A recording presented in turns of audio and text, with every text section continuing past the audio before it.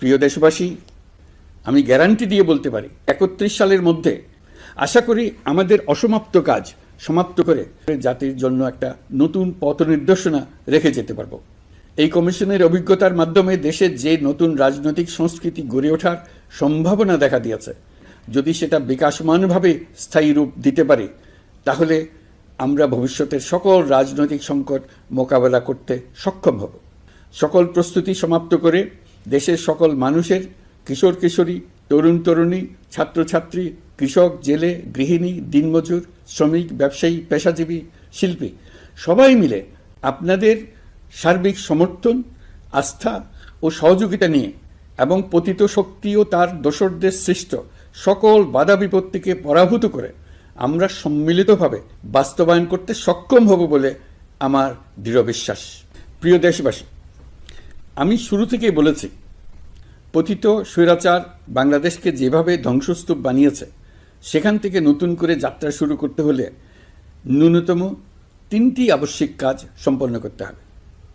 প্রথমত, বিচার ও জবাবদিহিতা প্রতিষ্ঠার উদ্যোগ দৃশ্যমান করে তোলা।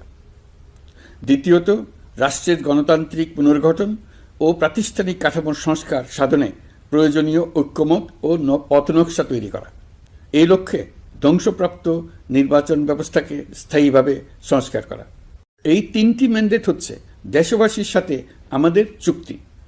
24-এর শহীদের রক্তে ভেজা এই চুক্তি আপনাদের সার্বিক সমর্থন, আস্থা ও সহযোগিতা নিয়ে এবং পতিত শক্তি ও তার দোসরদের সৃষ্ট সকল বাধা বিপত্তিকে পরাভূত করে আমরা সম্মিলিতভাবে বাস্তবায়ন করতে সক্ষম হব বলে আমার দৃঢ় বিশ্বাস। গত বছর জুলাই আগস্ট মাসে সংঘটিত হত্যাযজ্ঞ সহ বিগত 16 বছরের গুম খুন নির্যাতনের সত্য উদ্ঘাটন এবং আর্থিক খাতের সীমাহীন দুর্নীতি, অনিয়ম ও অপরাধের বিচার প্রক্রিয়া আমরা শুরু করেছি। মানবতা বিরোধী অপরাধের বিচারের জন্য আন্তর্জাতিক অপরাধ ট্রাইব্যুনাল গঠনের পর প্রসিকিউশন টিম গঠন ও তদন্ত কর্মকর্তা নিয়োগের পাশাপাশি বিচারিক কার্যক্রম পরিচালনা প্রক্রিয়াধীন ছিল। যত দ্রুত সম্ভব বিচার কাজ শুরুর ব্যাপারে আমরা আশাবাদী ছিলাম। আপনারা জানেন, জুলাইয়ে সংঘটিত হত্যাযজ্ঞের বিচার ইতিমধ্যে শুরু হয়ে গেছে। বিচার কাজ যেন দ্রুত গতিতে সম্পন্ন হয়, সেজন্য সরকারের পক্ষ থেকে যত রকম সহযোগিতা প্রয়োজন আমরা তা দিচ্ছি।